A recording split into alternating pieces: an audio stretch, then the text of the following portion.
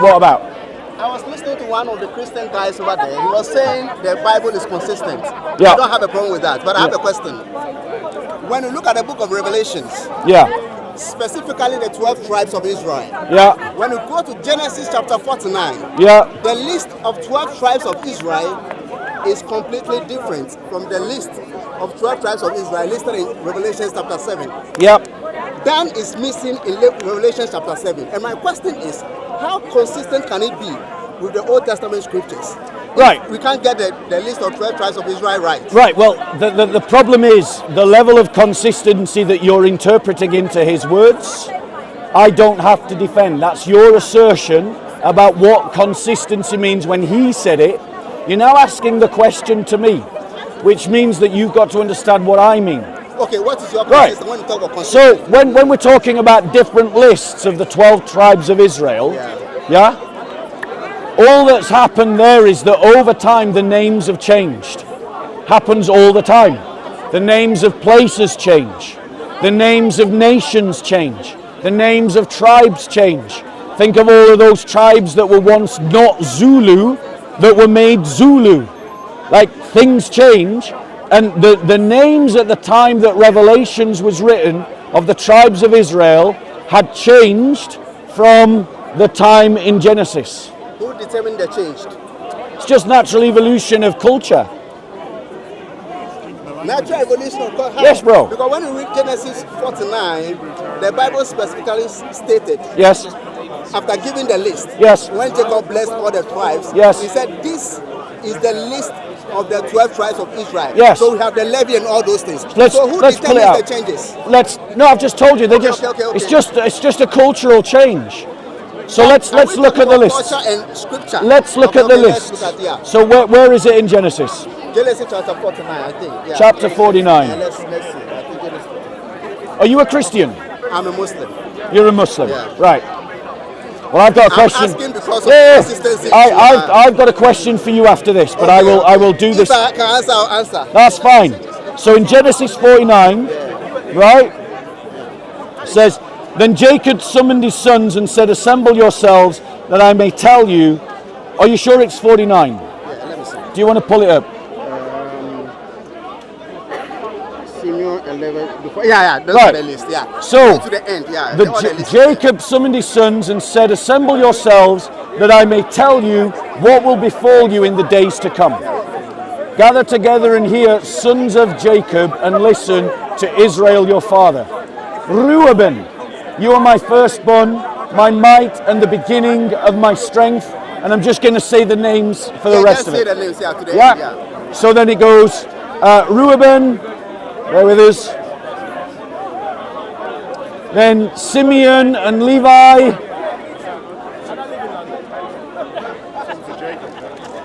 Yeah, that's when he was blessing them. Yeah. Then it goes on Judah, Zebulun, Issachar, Dan. Okay, Asher. Right. So where in Revelations is it different? But do you read the end? He said, these are the list of, I want you to read that portion. This is the list of the 12 tribes of Israel. Somewhere there, down there. Goes on, yeah. And then it goes 28, verse 28. All these are the 12 tribes of Israel. Excellent. Right, Excellent. now let's go to Revelation. Chapter 7. Yeah. Pay attention. That one we have done there. So let's go to Revelation chapter 7. Yeah, pay attention. So in what verse, bro? Chapter 7. Yes, what verse? Start from 3 downwards. Are you sure it's 3 downwards? Yeah, 7, 3 downwards. Right, okay.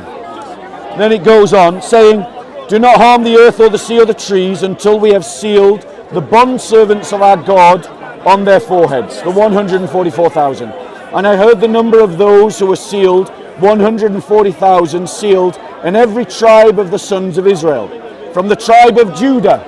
So is Judah mentioned? Yeah, Judah is mentioned. Yeah. Okay. Judah, 12,000. From the tribe of Reuben. It's mentioned. Reuben is mentioned. From the tribe of Asher. Asher is mentioned. You seem to know this passage, so which one are you wanting to get to? Dan is not in this particular list. Right, so Dan is not mentioned. Yeah. Does right, so now that we've got to your actual argument, and it isn't how you presented it to me, I'm going to retract my earlier answer, because that was an off-the-cuff answer, based upon assuming that you were presenting the information correctly. Now I actually know what the information is correct, right?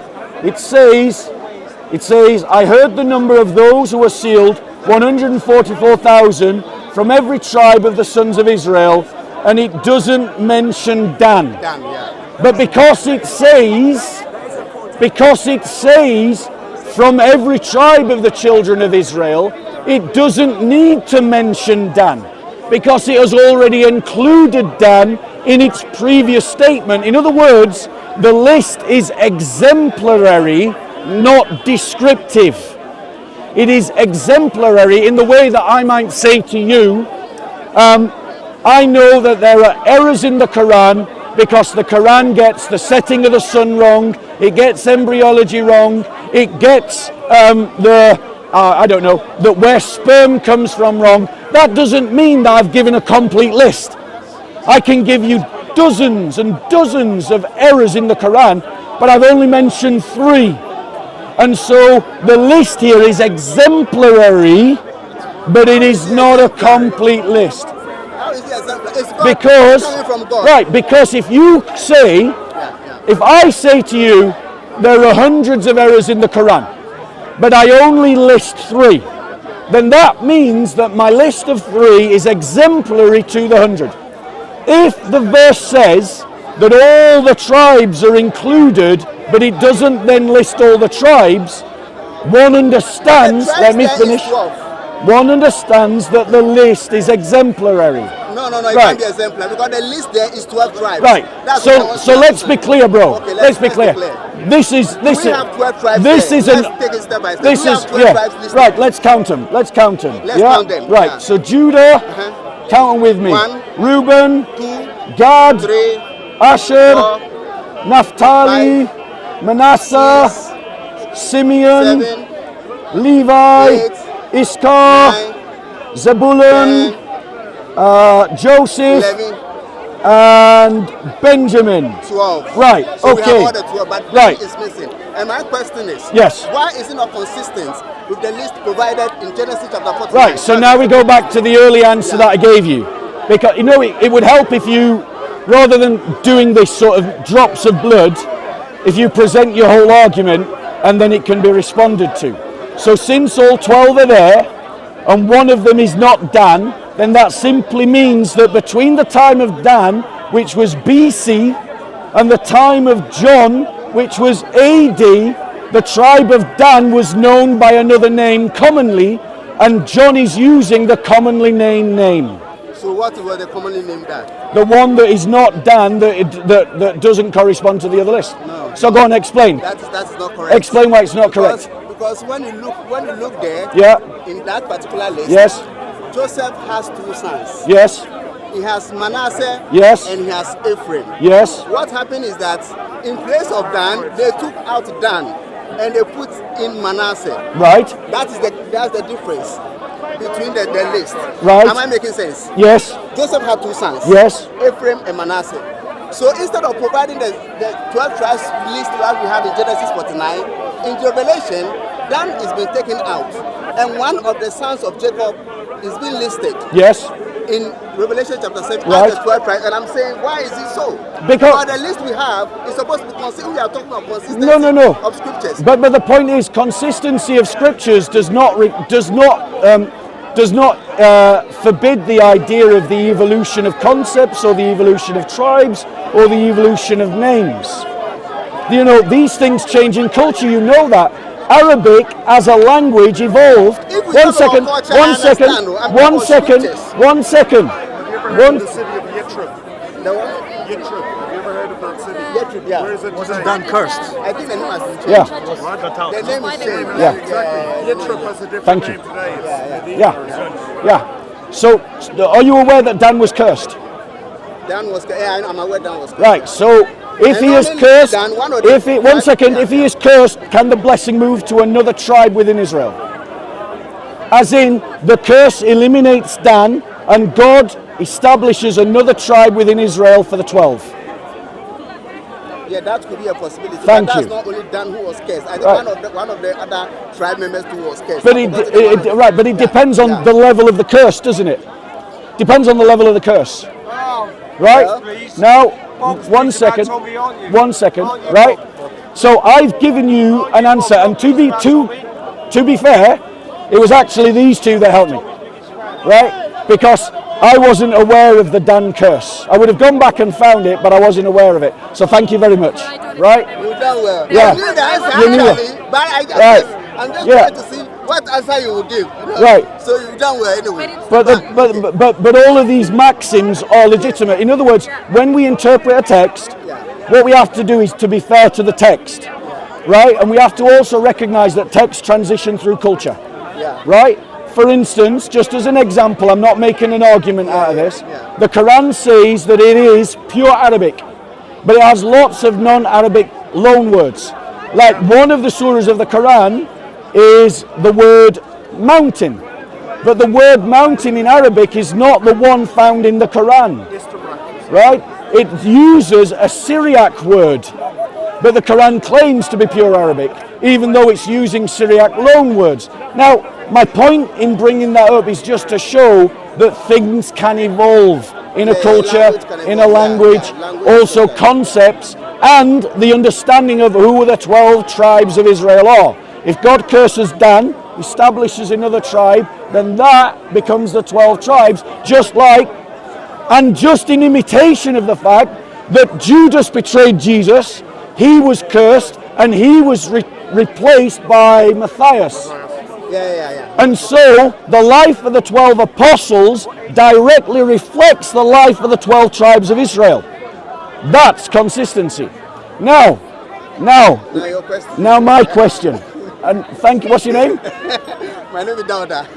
Brother, if these two had not been beside me, you would have had me on the ropes. You didn't try. Yeah. Brother, if these two had not been beside me, I would have been on the ropes. But God is good. Now, let me ask you this question. In Sahih al-Bukhari, there is a clear forgery in Sahih al-Bukhari number 7. Okay?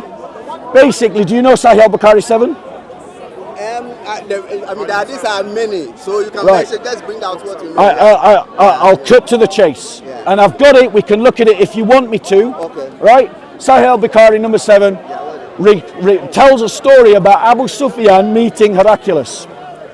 And Heraclius does a big interview with Abu Sufyan. And then a letter from the Prophet comes. And Heraclius reads the letter. He's the Roman emperor, by the way. He reads the letter and he decides that this is a true prophet based on the interview and the letter. He also has a dream. And he writes to his friend in Rome and he says, inquires of his friend in Rome, and his friend replies to him. And he goes to Homs. He leaves Abu Sufyan. He goes to Homs and he reads his friend's reply, and his friend's reply tells him that Muhammad is a prophet.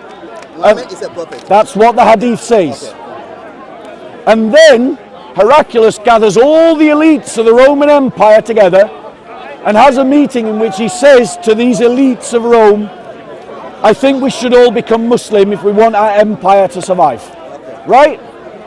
Now, here's my question to you. Which member of the Isnad chain had access to that private letter and had access to that private meeting of the Roman elites? Okay, that's a good question. Now, when it comes to Hadith, sometimes I don't want to get too much into debates of Hadith because they are specialist scholars on Hadith. So I don't want to usurp their authority. But what I know about Hadith is this. We have chains of narrations on what you are saying. Yes. But your question is, who have access to those letters to be able to narrate? I don't have no idea. Right. I have to research into it. Right. Here's my answer. Yeah. When you look at the Isnad chain and you look into the biographies, it will become quickly apparent that none of them could have. None of them could have. Right? When you look at their hadith, when you look at the biographies of those people in the Isnad chain, why you say none of them could have? What's your base of the argument? Right, because they're either, firstly, they're in the Hijaz with Muhammad. They're the companions of Muhammad, right? They hear the report from Abu Sufyan. So the only person that could potentially have contact with a letter in the private meeting is Abu Sufyan. But do you honestly believe that Abu Sufyan, who was a trader and a merchant, is going to be brought into a private meeting of the Roman elites where the Roman emperor is about to suggest that the entire Roman Empire converts to Islam? It's utter forgery and lie. Okay. It is so pure forgery and lie. Your base of argument is that, one, there was no way one of the people in the Isnad would have access to the letter. Or Abu so Sufyan. On the basis of that, then it means that particular hadith is a lie and a forgery. Okay, I have to research it before I can come to such conclusion. Now, I can tell you're a smart guy. You're a smart guy because you asked me a tricky question and you clearly thought about it before you came and asked. Well done you. But now think this through logically. If I have established good grounds to demonstrate that in Sahih al-Bukhari there is a forgery and a lie, then that means the science of hadith have failed and that the whole collection of hadith is now in question. Because remember, for something to be sahih, every person in the Isnad chain has to be good character so they don't lie, and they have to have precise memory and good recollection, and they have to be righteous in their deen. Right?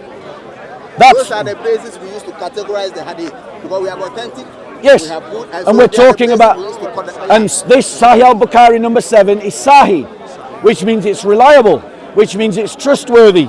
But that means someone lied, and there is a lie and a forgery in Sahih al-Bukhari. So how many other lies are in Sahih al-Bukhari that Bukhari didn't spot? I'm thinking that instead of saying lies, you might be better off saying maybe it might be error. And I'm saying this because when you look at Sahih Bukhari, it is authentic, and I believe in it.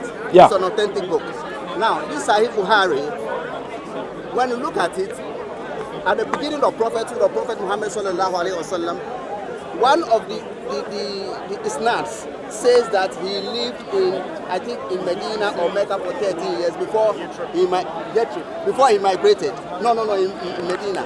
In Mecca before he migrated. 13 years before he migrated. Migrated to where? To Medina. He migrated to Medina. Yeah, which is in the Hijaz. Yeah, and in the same Sahih Bukhari, I don't, maybe later I have to give you the evidence. It says that he lived in that place, Mecca, 10 years before he migrated. Then, have you seen the same authentic book? We have 10 years in Mecca, the other one says we have 13 years in Mecca. Yeah. So then we use historical sources to confirm and work out how long he stayed in Mecca before he migrated. And all the historical sources we have confirms that he lived in Mecca 13 years. Now, my point is this. Authentic, Sahih Bukhari is authentic, yes, we all agree. But you can see that there are slight differences regarding how long he stayed in Mecca. Yes, synoptic differences. Those are not lies, those are errors which can crop. I can show you one. No, I believe you. You understand what I mean? Bro. Yeah, no, bro, it's all right. No, I'm not talking about the chain now. Bro, please, it's corruption. Please. It might be better off saying errors. Right, one second. Yeah. I accept that you've got a synoptic error in the Quran. Yeah. Sorry, the Hadith. In the Hadith. You have them in the Quran as well, but we're not talking about that. But you've got a synoptic error in the Hadith. I accept that's an error, right? Yeah, so one second. But that error only comes to light because of the two different reports. Yeah.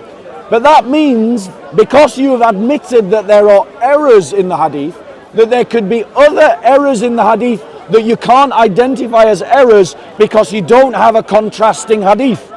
You can only identify the error because of the synoptic difference. If you've got other errors in the Hadith that have found their way into Sahih al-Bukhari without a synoptic difference, you wouldn't be able to identify them as errors. So the question is, since errors have found their way into the Hadith tradition, how many errors are in the Hadith tradition? Secondly, this Sahih al-Bukhari 7, it is blatantly not an error.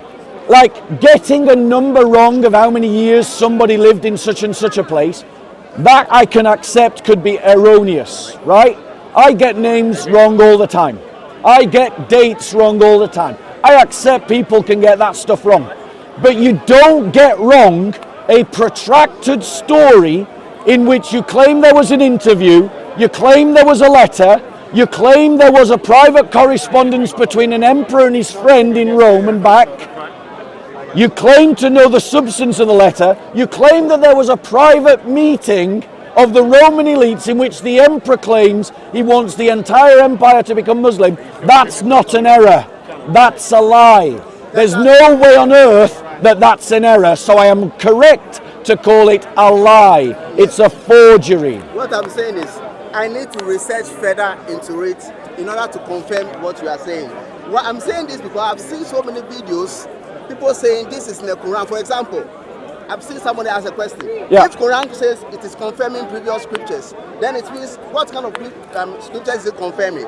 Question like, and then they seem to misinterpret Quranic verses. I've seen it all the time. That's why I'm careful in saying that I need to take time, go and research it, and see what the correct position is. What was your name again, sorry? My name is Dauda.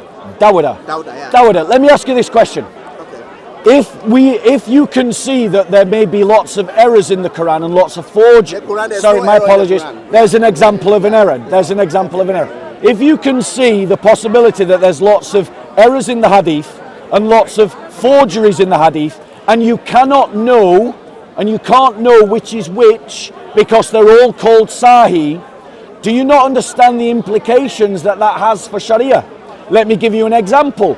In Sahih al-Bukhari, it talks about that there used to be a verse in the Quran at the time of the Prophet that we used to recite that said that the punishment for adultery was stoning. But we no longer find that verse in the Quran, and I fear that in the future Muslims will abandon something that Allah has commanded us to do. That's in the Hadith. There's no corresponding verse in the Quran about stoning people. You and I both know it's lashes for adultery. Yes? Right? Now, that Hadith, I argue to you, is another forgery. But the reason why it was a forgery is this. Because in the early expansion of Islam, when the Muslim Qadis had to give rulings, their instinct was to do what was being done in Medina and to follow the local custom and consensus. And in the region, the local custom and consensus was to stone adulterers. And so they invented a hadith to justify their continuation of stoning, even though the Quran never gives that command. My point to you is this. If the hadiths are full of forgeries and full of errors that you can't detect because there's no synoptic distinctions, then your Sharia is broken. Your Sharia is not from God. You can't trust the interpretation of the Quran. Can I explain? Go on, Dawud. Okay. Now, basically in Islam, we have the Hadith and we have the Quran. And I'm happy you understand the Hadith and the Quran. Yeah. Now, the Hadith and the Quran are not on the same level of authenticity. Agreed. And authority. Yes. The Hadith is like the Quran position on the Hadith is superior. So when you are reading anything in the Hadith which contradicts the Quran, even though it is in an authentic Hadith, you have to disregard it and take the Quranic position. Am I clear? Yes, I know. Yeah. Okay. I'm happy you know this one. So, in the Holy Quran, there's a verse we say, Inna anzalna alayka Qur'ana tanzila. Indeed, we have revealed the Quran progressively. Yep. So the Quran as it is, it didn't drop down as one single book. Yeah, I know that. It is sent down over a period of 23 years, step by step. Step by step. That's Yep. how the Quran was revealed. Yep. Let me give you the example of alcohol. When the prohibition on the verse of alcohol will come, okay, the first verse which came, it told them that when you are drunk, don't get near to prayers. Yes. That's the first verse. I'm aware of that. Then after that, Yes. after a period of time, then the final verse came that they should stop alcohol completely. Yes. Okay. I'm so aware of if that. somebody is not aware of the way the verses are revealed, Yes. and you just go and stumble on when you read, don't get close to prayer, you take it, oh, it is even in the Quran that when you read, you can drink alcohol. Yep. You understand? Yes, I understand. So when the Quran came, you can see that it says that let the people of the book judge by what Allah has sent down. I don't know. I think you know the verse. Yes, another verse. Let the people judge by. So when the Prophet Muhammad came, there were certain things that were happening. Jews were coming to him for judgments. So those were the times when those verses came that if you have the Torah and the crime for adultery is stoning. Yes. So why are you coming in for judgment? You have the book. Yes. So there was even a hadith where the Jews came to him. They said the woman committed a fornication. And they asked him to come in a judge. And he asked them to bring the book. He took the book and he placed his hand in the book. And then he asked them, who among you is most learned?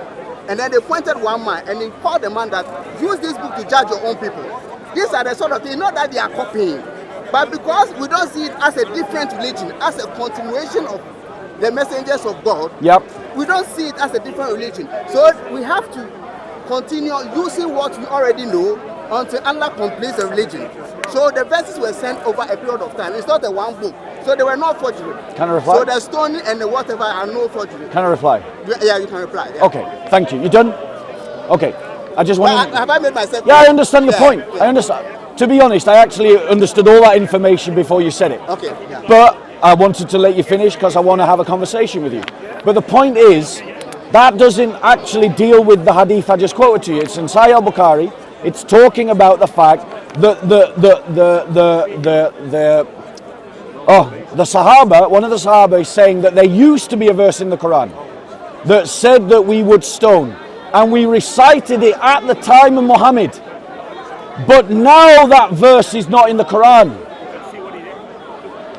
And so I fear that in the future, the Ummah will give up something that the Apostle of Allah commanded us to do.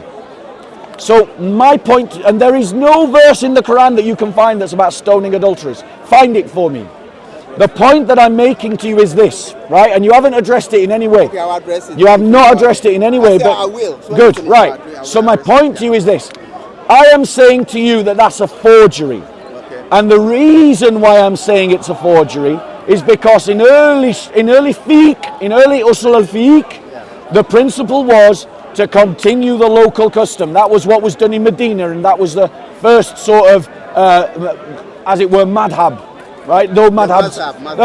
The first usul al-fiqh was to just continue the traditions established in Medina, and they took that attitude elsewhere, and it developed later.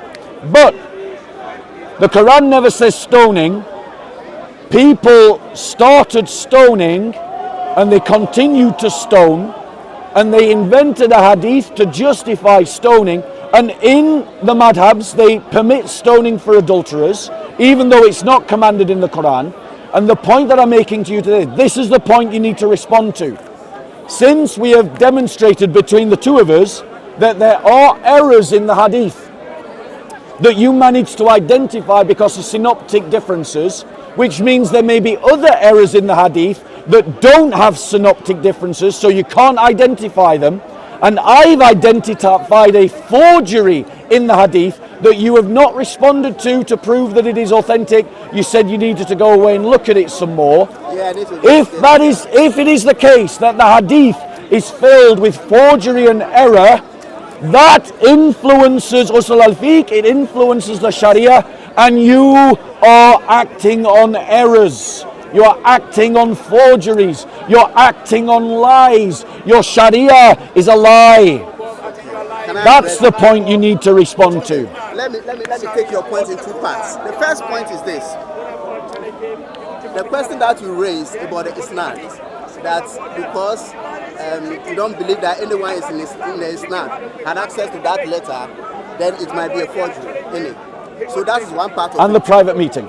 Then the second part of it, because it's a forgery, it means that the main issue in that particular conversation was establishing that Prophet Muhammad was actually a prophet of God. Yeah, in the hadith, yeah. They say, that particular hadith. In that particular hadith, it's saying that Heraclius was convinced that Muhammad was a prophet. Yeah. But that's why I was saying that hadith and Quran are two separate things, and the Quran is authentic than the hadith. So let's say given that is even an error. It is clearly stated in the Quran that Muhammad is a prophet of God. Right, can I respond to that? You can continue if you want to. I'm just asking permission. Can I respond to that point? To the second one. I'm addressing the second. Carry on then. Carry on. One is in two parts. Carry on. There's a question of forgery and a question of Prophet Muhammad. But the main point is that he was calling people to tell them that he was a prophet. So if he was a forgery, then it means he wasn't a prophet. That's how I understand it. That's not what I said. No, but basically, that's if it's a forgery, then the claim in the letter that they should come and convert to Islam that Prophet Muhammad is a prophet isn't accurate. That's not the argument I made. That was the argument you were making. Listen. So by extension, that's the argument you were making. May I reply? Yeah. Right. Reply. To clarify the argument that I'm making, I'm not actually concerned about prophethood. Okay, then let me address the other one. I am concerned about the fact that a forged hadith that is full of lies and fiction, it is a 7th, 8th, 9th century fiction, is claiming that Heraclius wanted to become a Muslim. That is a forgery and a lie, but it is called Sahih, reliable. And that means somebody in the Isnad chain lied. And if they lied once, so Bukhari 7, I can get it up for you if you need to see it. You can find it on sunnah.com. Right? Because remember, in reply you said, oh, but I can give you another example of an error. And you gave me an example of an error, but that error was only identified because of a synoptic difference. But that means there could be other errors in the hadith collection that have no synoptic difference, but they got in. And there could be other forgeries in the hadith that got in, and other lies that got in. And this means that your hadith collections are not reliable. And if they're not reliable, your religion collapses, because as you know, and I agree, hadith are below Quran, but you interpret the hadith, you use the hadith to construct the sunnah to interpret the Quran. So the hadith have an interpretive factor over the Quran. If the hadith can't be trusted, your interpretations of the Quran cannot be trusted. Agreed?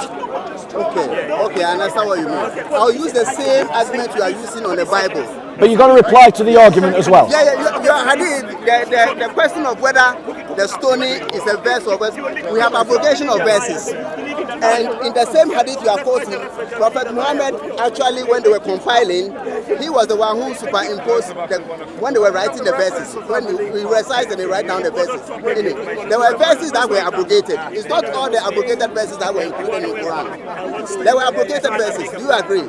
There were abrogated verses. There were abrogated verses. Right. So you're talking about the stoning verse? Yeah, I said it could be one of the abrogated verses. But look at the ad hoc reasoning of your scholars, because they say that when it comes to abrogated verses, they say that there are some verses of the Quran where both the words and the ruling are abrogated. There are some verses of the Quran where the ruling is abrogated but the words remain. And there are some verses of the Quran where the words were abrogated but the ruling remains. And your argument puts the hadith that I mentioned into the third category. Now I want to point out to you, Dawood, that is ad hoc reasoning. In other words... No, I'm not saying it is a fact. I'm saying there are verses that were abrogated. I'm teaching you... So you understand? So I have to go and read, because there are many presentations that have been made by Christians. When I go and check the Quran, it's completely different from the explanation. Do you want me to get Sahih al-Bukhari 7 out? Okay, bring it out. Yeah, let's bring it out. Sahih al-Bukhari 7. No, I'm looking at Sahih al-Bukhari 7. I'm looking at Sahih al-Bukhari 7. Bear with me 1 second. Right. So this is sunnah.com. Hadith Sahih al-Bukhari number 7. Okay. Right? So let's just pull it back so you can see the bit that I'm talking about. So this bit. Heraclius remarked, the sovereignty of the Arabs had appeared. Heraclius then wrote a letter to his friend in Rome, who was as good as Heraclius in knowledge. Heraclius then left for Homs, the town in Syria, and stayed there till he received a reply from his letter. That's private correspondence. And from his friend, who agreed with him in his opinion about the emergence of the prophet and the fact that he was a prophet. So that's saying that it knows the contents of a private correspondence. That's problem number 1. Problem number 2. On that, Heraclius invited all the heads of the Byzantine to assemble, the ruling elites. in his palace in Homs, when they assembled, he ordered that the doors of his palace be closed. That means it's a secret meeting. Then he came out and said, O Byzantines, if success for your desire, and if you seek right guidance and want your empire to remain, then give a pledge of allegiance to this prophet. That means they are claiming to know the content of a private meeting for the elites of Rome. This is clearly a forgery. Anyone with common sense can see that. How does anyone in the Isnad chain know the contents of the letter, or the content, what was said in a private meeting amongst ruling Romans, who were at the time, the people of the Sahaba were down in the Hijaz. They were down in the Hijaz with the Prophet, that they had to be. But these events are occurring in Homs, in Syria. And this is before the Battle of Yarmouk. So this is before the Arabs take over and conquer this land. So this is obviously, to a rational mind, a forgery in the Hadith. So it's a lie in the Hadith. Let me meet you on your same argument. So because you claim this is a forgery, that sort of invalidates the whole Hadith. Correct. Okay. I want to use the same basis to argue on the Bible too. I want you to address this, but yes, we can move on. Let's say, given that what you are saying is correct, right, you want to conclude that the whole Hadith is invalidated. We can't rely on it. So that's what? The argument. Yes, what I'm saying is you cannot know which hadiths are trustworthy and which hadiths are not trustworthy for the interpretation of the Quran, because the science of a hadith has failed. This is called sahih, it's called reliable, but it's a clear forgery. And so because it's a clear forgery, a clear lie, it's made up, it's fiction, you now cannot know which hadiths are errors and which hadiths are forgeries, and so your basis for interpreting the Quran collapses. Sharia collapses. The Sunnah collapses. Okay, I'm getting your argument. So if I was to use the same argument, then it means the Bible too cannot be relied upon. Right, but pointing out, I am happy to talk about the Bible. I'm not running away, but I want to close this argument first. Okay. Do you agree? Do you agree that if there are errors, if it is clearly evidenced that errors and forgeries have entered the Hadith corpus, you have no reliability upon which to interpret the Quran from the Sunnah? No, we have reliability because we have Quran. If we read something from the Hadith and it's consistent with the Quran, we can rely on it. The Quran is not Sunnah. You understand? No, the Quran is not Sunnah. You're playing. The science of interpretation is the way it works. Thank you very much. This is how the science of interpretation works. Though you are quoting something from Hadith, which to you seems to be like a forgery, if there are other things in Hadith which are consistent with Quranic verses, we can use them. Right. We have a certain level of confidence that this is correct. But you cannot. So you can't say the whole, because of one thing you saw, the whole Hadith collapses. No, not one. Multiple. Because remember, quite by accident, you offered me an error in the Hadith collection, and you explained it away, and I'm happy to go with your explanation. But the only reason why you were able to identify the error was because of a synoptic tradition.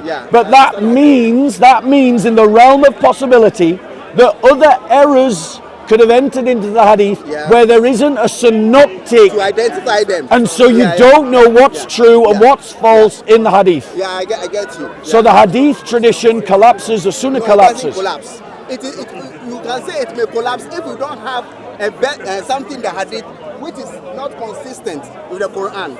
If you have something Hadith talking about something and we don't have a verse in the Quran talking about that same thing, then you can say it is collapsing. But if the Hadith is talking about something and there's a verse addressing that particular thing, we can still work with the Hadith. But no, that's not how it works. 1 second. I'm sorry, Dawood, but I need to correct you on your deen. It isn't that you use a verse of the Quran to act alone. Every verse of the Quran is interpreted through the prism of Hadith literature. If there isn't a Hadith that talks about a verse, I would be amazed. Please find me that verse where there's no Hadith talking about it, because when you read through the tafsir, for every verse that any tafsiri quotes, he's quoting Hadith all the time. Happens for every verse. So every verse of the Quran is interpreted by Hadith. If you can't trust the Hadith, your understanding of the Quran collapses. Now, I'll give you an example. you have a hadith. It talks about stoning. The Rajam hadith. Do you know the one I'm talking about? The stoning, yeah. Right, so I'm not making it up, am I? So the stoning, my question on the stoning. Yeah. Which particular verse of the Holy Quran mentions stoning? None. That's the problem. That's what I'm saying. No, that's the problem. And it is not in the Quran, then it means the weight of it is not strong. But if you have something in the hadith and there's a verse in the Quran, then it means based on consistency. Right, let me help. Right. Are you understanding? I understand your point exactly. I understand your point exactly, but that would respectfully, this is where you're in trouble. Because when you look at the madhabs, all of the madhabs permit stoning for adultery. What is the Hanbali permit stoning for adultery? Why do the Hanbali justify stoning for adultery? Do they quote a verse of the Quran? No. They just quote the hadith. There's no verse in the Quran that talks about stoning. If it does, show me. So basically the Sharia is being lent on the hadith and not the Quran, because what's the punishment in the Quran? Whipping, lashes. Yeah. And you know and I know that if a verse of the hadith if a hadith contradicts the Quran, you're supposed to dismiss the hadith, correct? Yeah, that's right. How it works. But yet the madhabs ignore the Quran and they build a Sharia, they build a Sunnah on the hadith alone. And here's how they excuse it. I'm teaching you your deen now. No, you're not teaching me. Yeah, not teaching I'm teaching what you your hadith. I know about it. Yeah. What you are saying, I know all about it already. Do you want me to read the hadith? Which hadith is that? This is the hadith, Sahih 1691. Okay. Verily Allah sent Muhammad with truth, and he sent down the book upon him. And the verse of stoning was included in what was sent down to him, which means your Quran is different from their Quran. We recited it, we retained it in our memory, and we understood it. Allah's messenger awarded the punishment of stoning to death. That's what you said when you talked about when the book in their hand. Yeah. So Allah's messenger awarded the punishment of stoning to death to the married adulterer and adulteress, and after him we also awarded the punishment of stoning. So that means it's sunnah. And then it goes on. I am afraid with the lapse of time the people may forget and say, we do not find the punishment of stoning in the book of Allah.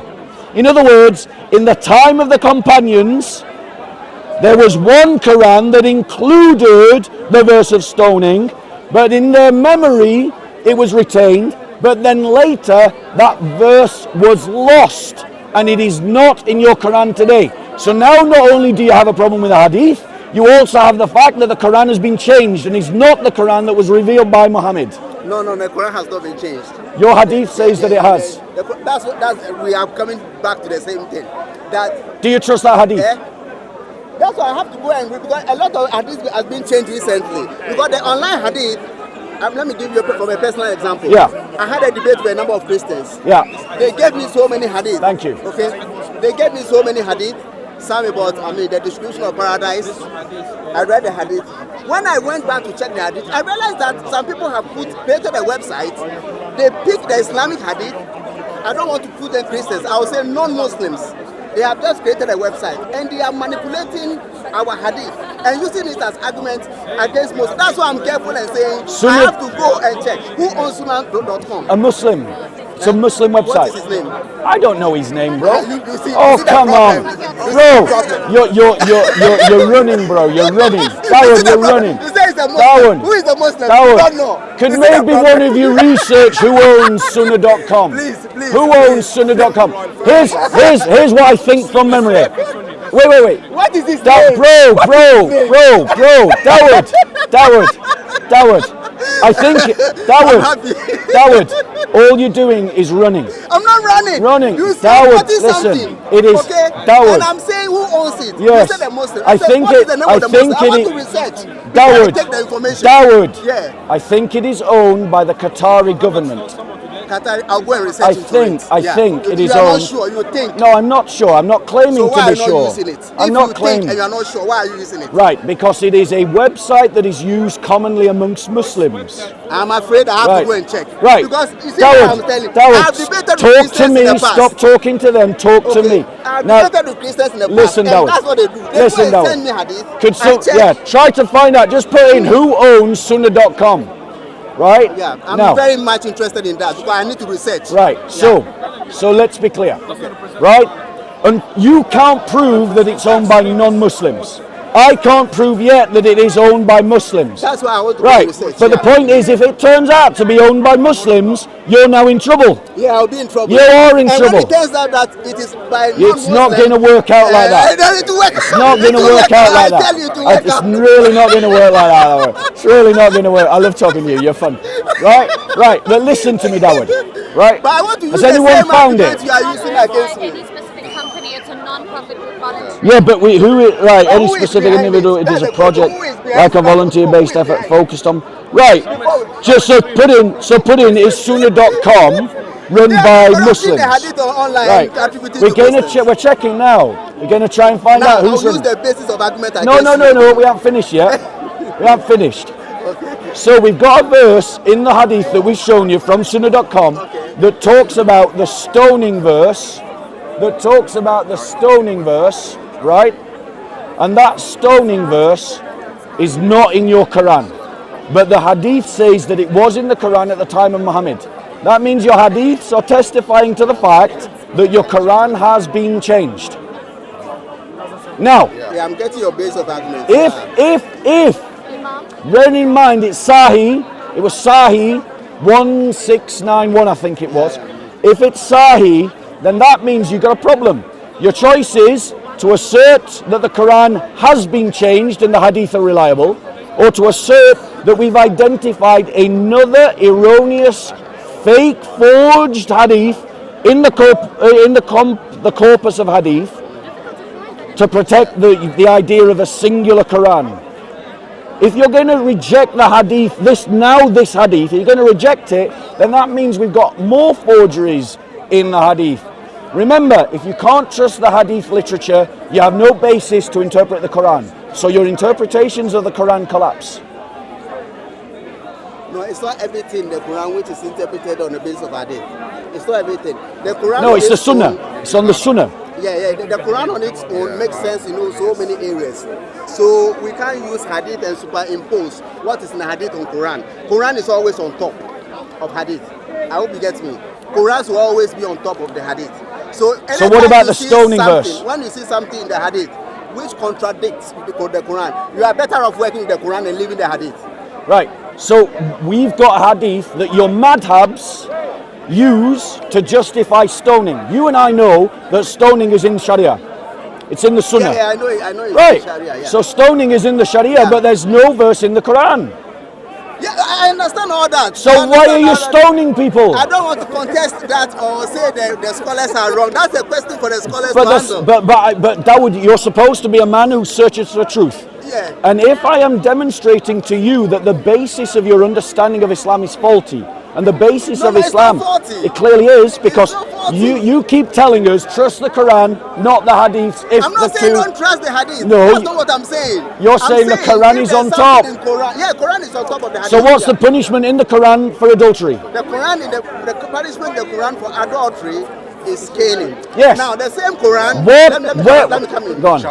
The same Quran says that whatever the Prophet Muhammad sallallahu alaihi wasallam gives you, take it. Yes. And whatever he forbids you from doing, forbid it. Refrain from it. Yes. So it might well be that the scholars are interpreting this particular verse to mean that whatever they saw the Holy Prophet doing when he came is part of verse of the Holy Quran. Yeah. I'm not saying that is it, but I'm just saying that because it is in the Quran that whatever the Holy Prophet gives you, take it, and whatever he forbids you from doing, refrain from it. It could as well be that in administering those punishments, the scholars then understood it to mean that that particular punishment may be part of the things they saw the Holy Prophet doing. Therefore, they can assimilate it into the number of laws in Sharia. I understand. I understand your argument perfectly, but just consider what you're saying. Yeah. You're essentially saying Muhammad is a bad Muslim because there is a clear, unambiguous verse of the Quran that states that the punishment for adultery is lashes. And then you're saying that Muhammad allowed punishments other than those prescribed by Allah himself in his Quran. No. This means, wait, no. Okay. This means very clearly that if your argument is sound, that Muhammad took it upon himself to ignore the clear command of Allah and to give a punishment for adultery that the Quran did not give. No. Let me explain this one. The 100 lashes we are talking about is talking about fornication. But the one thing with the Arabic language is that it uses both scenarios, adultery and fornication. So the lashes, which is the 100 one, is specifically for fornication. What's fornication? Okay. Well, we understand fornication to mean if you are unmarried and you sleep with somebody, that is fornication. But if you are married and you sleep with somebody, that's adultery.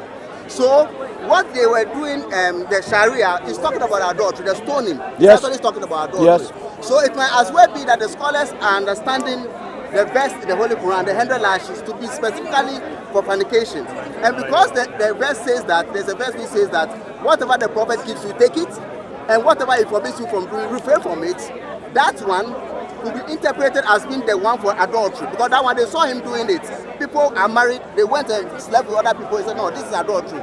The person must be stoned to death. So that could be interpreted within the context of that verse which says, whatever he gives you, take it, and whatever he forbids you, refrain from it. He's not like superimposing his teaching on the other verse. The other verse is specifically for fornication. Good usul.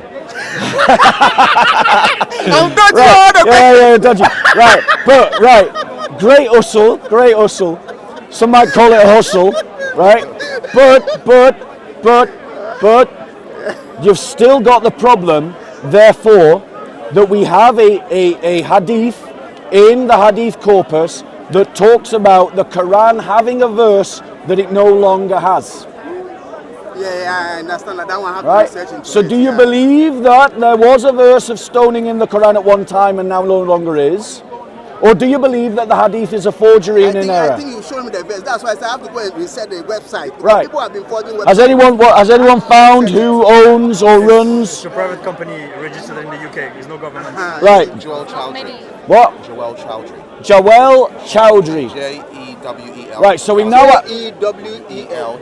Chowdhury. Joel, wait. You asked us to identify the owner of Sunnah.com. yeah. The owner is Joel Chowdhury. Yeah. Does that sound like a Muslim name or a Christian name? I can't say. I have to Come go on, and read bro. about him. Come I on. have to go and Who's read heard about of him, please. Anjum Chowdhury? Joel Chowdhury. The person Anjum can Chowdhury. Tell me. Tell me. Knowledge in the religion. Joel, is it an Islamic name? No, I can't say it's an Islamic It is an name. Islamic name. Why? What's It your is an basis for Islamic affirming name. that it's an Can Islamic someone name? just Google is Joel an Islamic that's name? what I'm doing. Yeah. Right. Because, but are you aware? Bro, you're those running. names who don't, You're running. We've No. provided the evidence you asked for, and I've now read you're about saying him. right. But the point I don't want you to get away with, and this is where I'm going to stop and let you start talking about the Bible. The point that I'm making to you is this, right? I presented the hadith about Hercules, Yeah, I understand right? all that. You presented the synoptic error, right? Which means that there are other errors that might not be synoptic. Then I showed you the hadith about the missing verse in the Quran. Yeah. So 2 points. Yeah. These examples draw into question the integrity of the hadith. It means that your Sahih, your science of hadith has failed. Yeah. And if the Sahih hadith has failed, then that means you have no basis to interpret the Quran, because when tasfir are created about every verse of the Quran, they always quote hadith.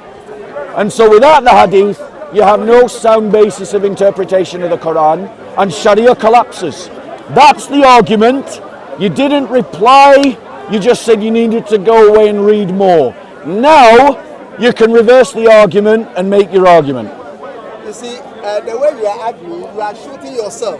Try in it. the foot. Go for it. Okay? Yeah. Because there are many set examples in the Bible as well. So if I find those examples, I'm going to talk now about the prophecy of Prophet Nathan. Okay? Prophet Nathan.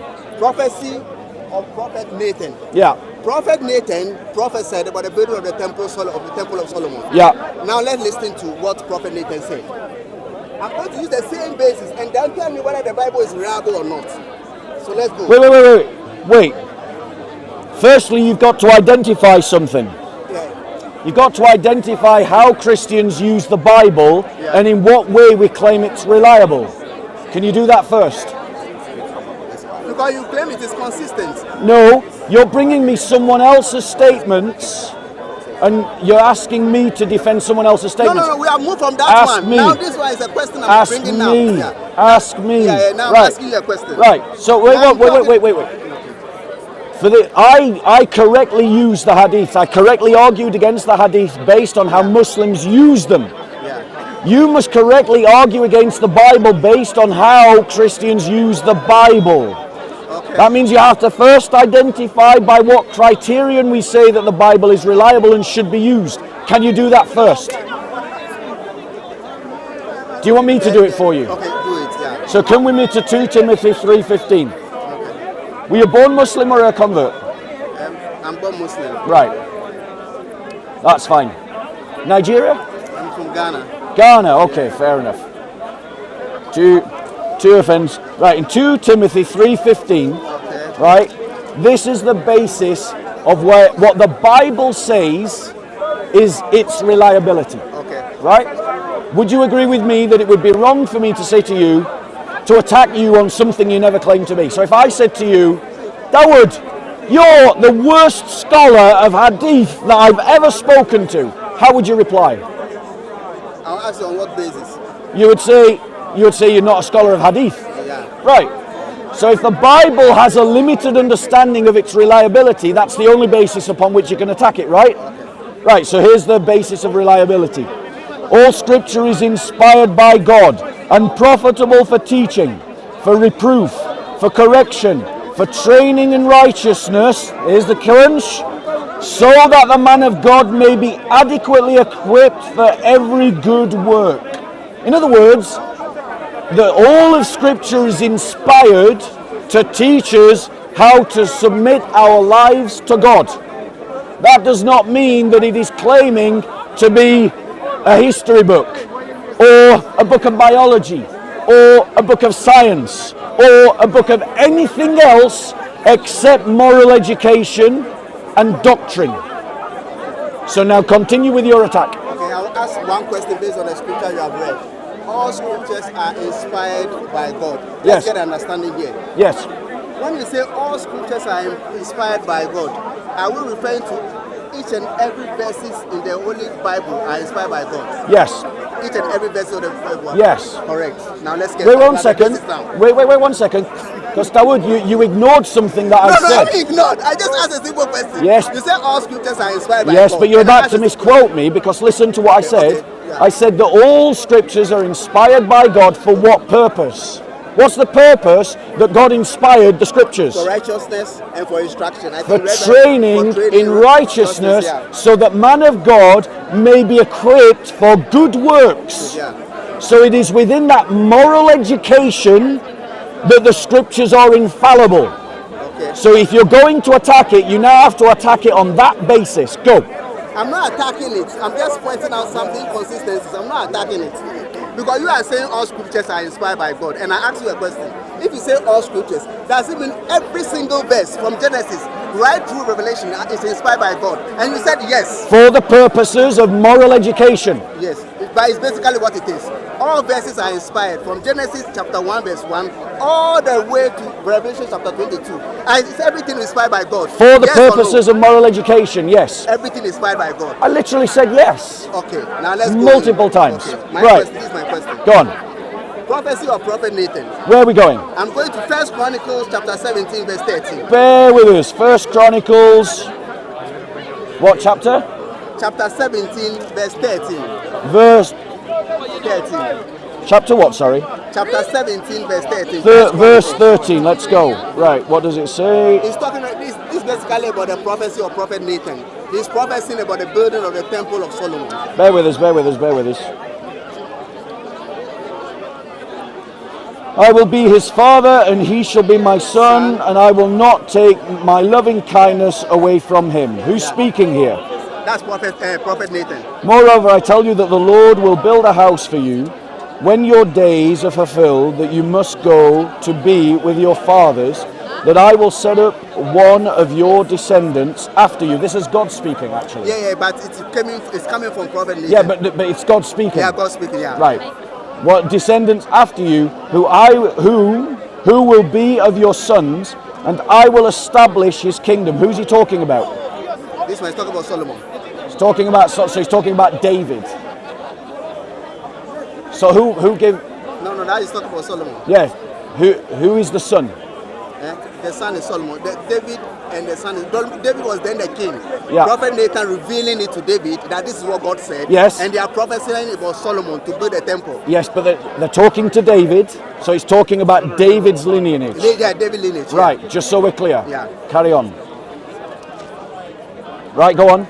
Should I continue? Yeah, go on. I want to center the arguments, okay, because it's a long thing. It's the same thing. I want to center the argument on what you just read. I will be his father, and he will be my son. Yes. I will never take my love away from him. Yes. As I took it away from his predecessor. Have you noticed it? Yes. Okay. This is what 1 Chronicles chapter 17 verse 13 is saying. Yes. Let's look at the order of the words. I will be his father, he will be my son. Now let's go to 1 Samuel. 1 Samuel. 2 Samuel 7:14. Yeah. 2 Samuel 7. It says, I will be his father, and he will be my son. When he does wrong, I will punish him with a rod wielded by men, with floggings inflicted by human hands. Have you seen there's a difference between the verses here? No. Why is there no difference between the verses? Right. Because the statement is talking about God's relationship to David. Right? And in the message that Nathan has corresponded, there's more than one point. And the scriptures are telescoping in on one point made as part of the overall dialogue, and it's just focusing in on that. It's called telescoping in literature. People do it all the time. I can show you examples in the Quran, because you're going to get the Quran in trouble. Ask a question? Right. How many times did Prophet Nathan brought the revelation to David? Once.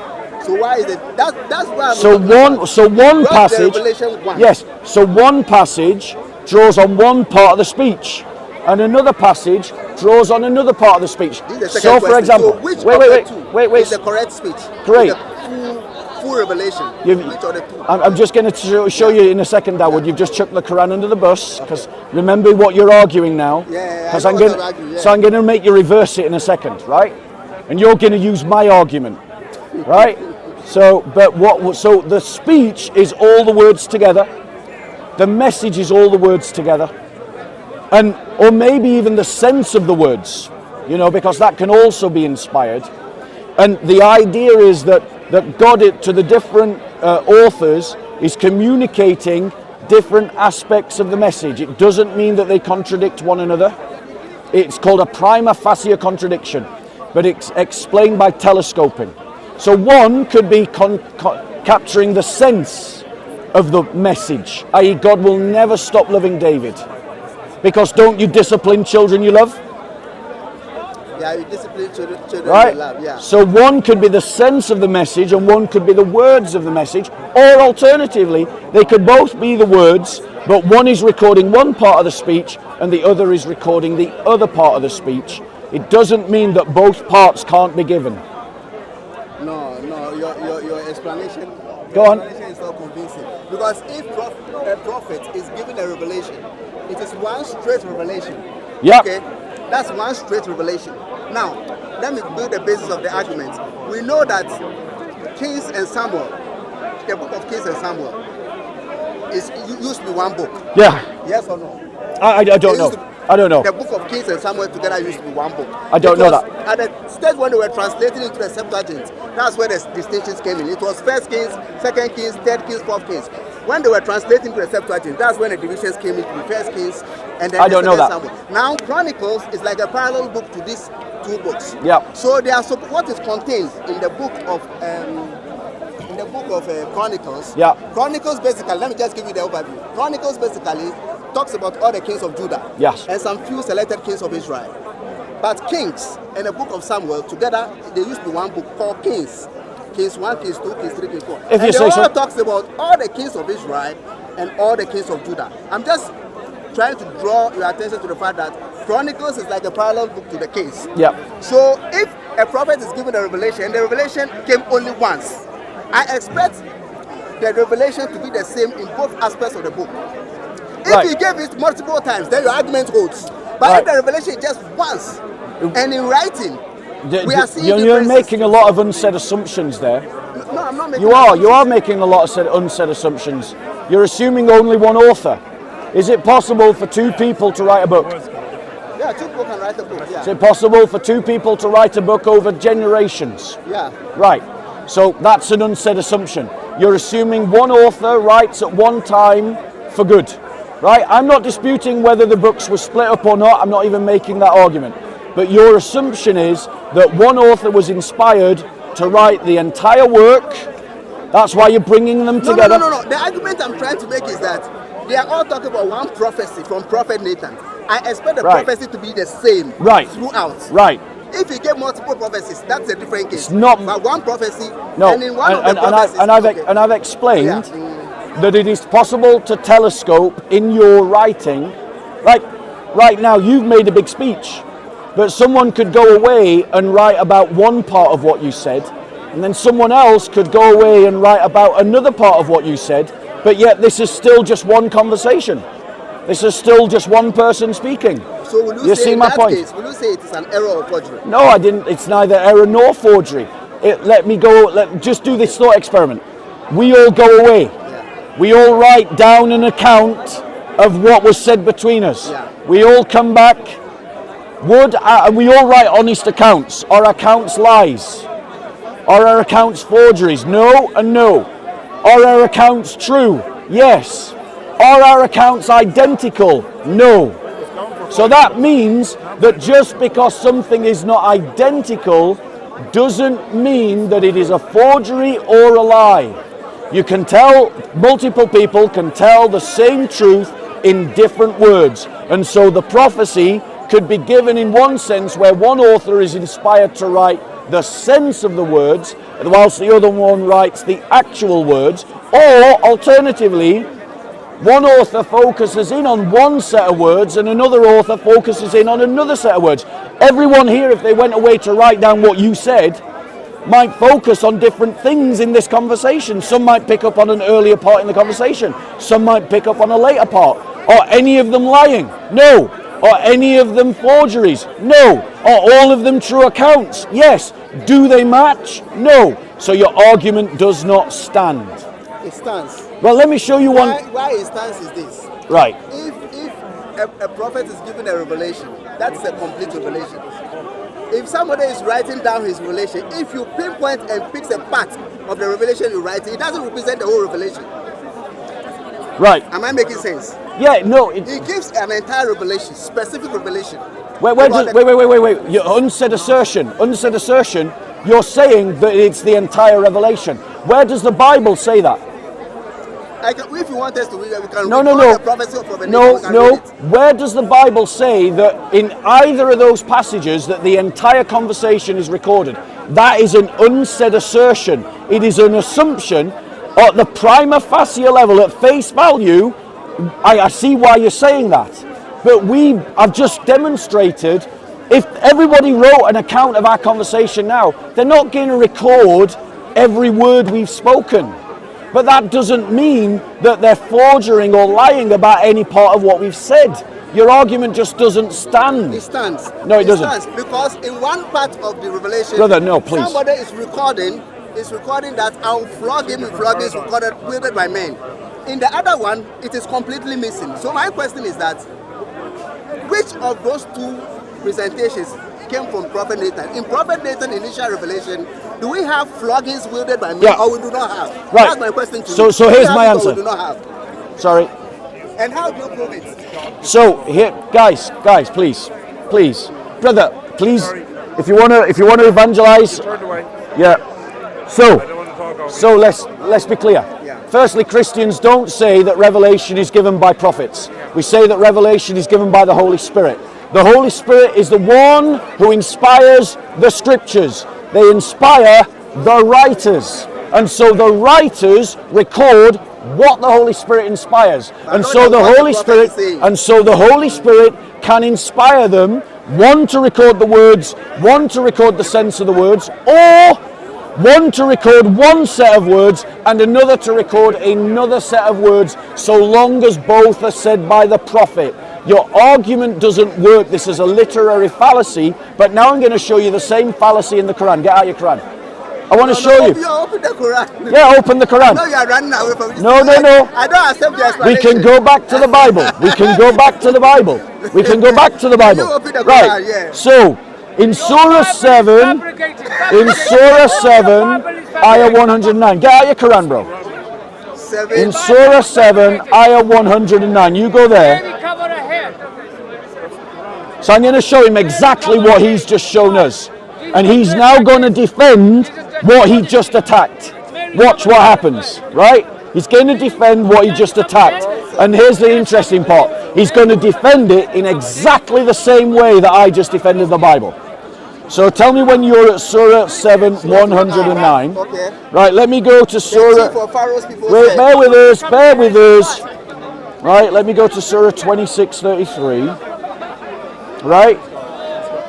Now, just for everybody who's watching who doesn't know what we're talking about, this is the story of Moses before Pharaoh, where Moses performs a miracle with a stick and the snakes. Agreed? Yeah. Right. And then they go and have a conversation, right? And in your surah, your ayah, bear with us 1 second, 26. Right. So in Surah 7, 109, you read this. Yeah. So read, yeah. So what does it say? Read it. The chiefs of Pharaoh's people said, he is indeed a skilled magician. Right, who spoke? The chiefs of Pharaoh's people.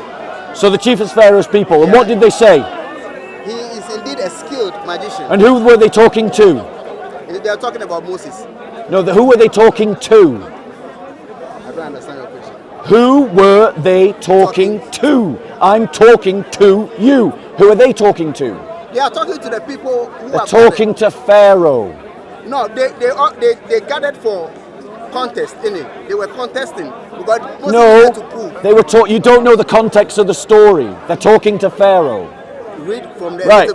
Right. Let's let me just read Surah 26, Ayah 34. Same story, same point in the story. Listen to the difference. Pharaoh said to the chief priests, who's speaking?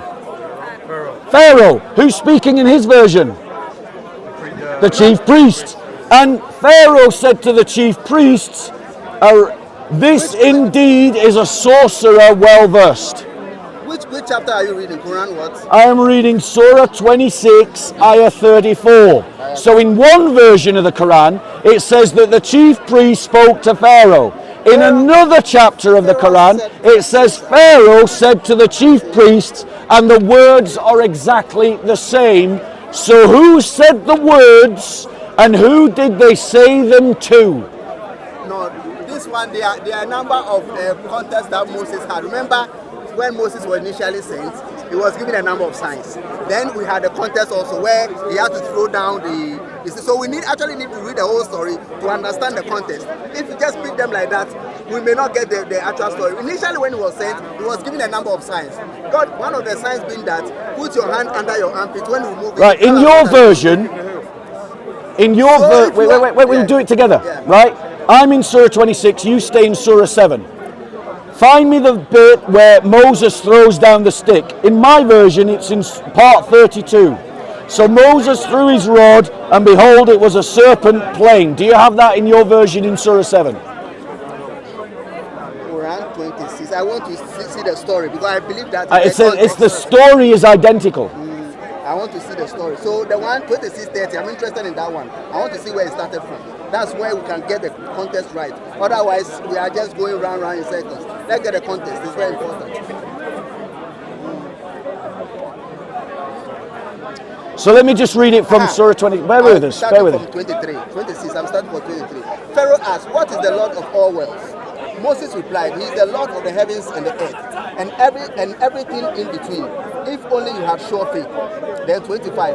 Pharaoh said to those around him, "Did you hear what he said?" Moses added, "He is your Lord and the Lord of your forefathers." 27. Pharaoh said mockingly, "Your messenger, who has been sent to you, must be insane." Then 28. Moses responded, "He is the Lord of the east and west, and everything in between. If only you had any sense." Pharaoh threatened, "If you take any other god besides me, I will certainly have you imprisoned." Then 30. Moses responded, "Even if I bring you a clear proof?" So Moses was asking a question. 31. Pharaoh demanded, "Bring it then, if what you say is true." Then 32. So he threw down his staff, and behold, it became a real snake. Then 33. Then he drew his hand out of his collar, and it was shining white for all to see. 34. Pharaoh said to the chiefs around him, "He is indeed a skilled magician." Right. Established. So now let's go to Surah 7. Let's go to 7.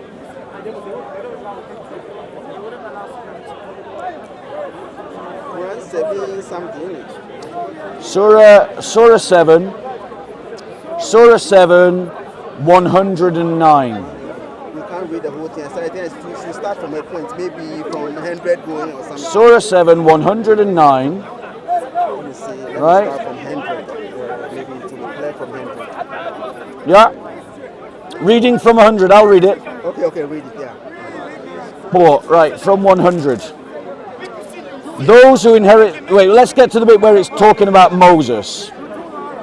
101. Read from 101. Yeah, 103. Okay. Then we sent Moses with our signs to Pharaoh and his chiefs, but they were wrongfully rejected them, so we see what was the end of those who made mischief. Moses said, "O Pharaoh, I am a messenger from the Lord of the worlds, one of whom it is right to say nothing but truth about Allah. Now I have come unto you a people from your Lord with a clear sign, so let the children of Israel depart along with me." Pharaoh said, "If indeed thou hast come with a clear, show it forth, if thou tellest the truth." So then Moses threw his rod, and behold, it was a serpent, plain for all to see. And he drew out his hand, and behold, it was white to all beholders. It's the same story. And then it says, said the chiefs of the people to Pharaoh, "This is indeed a sorcerer well versed." The chiefs of Pharaoh's people said, "He is indeed a skilled magician." And So who said it? Pharaoh or the chief priests? And then let me see. Pharaoh said to the chiefs around him, "He is indeed a skilled magician." It's an affirmation. There you go. It's an affirmation. So- what the people said. So, It's an affirmation. who said it? The people said it's a skilled. The people said it's a skilled magician, and Pharaoh affirmed it. Right, so do you see what he just did? He did exactly what I did with Nathan. What he did was, he said even though one story prima facie contradicts the other story, what we're going to do is we're going to say both stories are true, and even though they contradict one another, we're going to say that one said it and then the other said it back. In other words, he's using exactly the same defense that I used for Nathan. Thank you so much, Howard. The other one, the floggings quoted by men is not there at all. So that's a little bit different. No. The other one is somewhere. He said, if he does anything wrong, I'll flog him with floggings quoted by men. And in this Quran, you've got one verse saying it was the chief priest talking to Pharaoh, and the other one saying it was Pharaoh talking to the chief priest. That's a contradiction. They were all talking about skilled magician. That's a contradiction. That's not a contradiction. It's exactly kind of contradiction you're talking about. What you're saying about Nathan, is that because the words are different, therefore we can't trust it. Well, I'm talking about the same event, remember? I'm talking about the same event and the words are different. One is saying it is Pharaoh talking to the chief priest, the other one saying it's the chief priest talking to Pharaoh. It's the same principle, different words. Anyway, I think this is an there you go. Yeah. It is. Dawood, you've been a really lovely person to speak to. I'd like to give you a gift just to show that I bear you no ill will, and I wish you well. But I'm going to research into other things you have mentioned. Please. Because I want to research. Have you got a New Testament? I have all that. I would like to give you a gift. New Testament. Yeah. Oh, you have one. Well, in that case, Bible, there you go. Have that then instead. There you go. Okay. Right. You look after yourself, Dawood. Get in touch with me. It was really. I'd like to give you a card to get in touch with me. Get in touch with me. Yeah. You look after yourself and have a lovely day. God bless. Take care.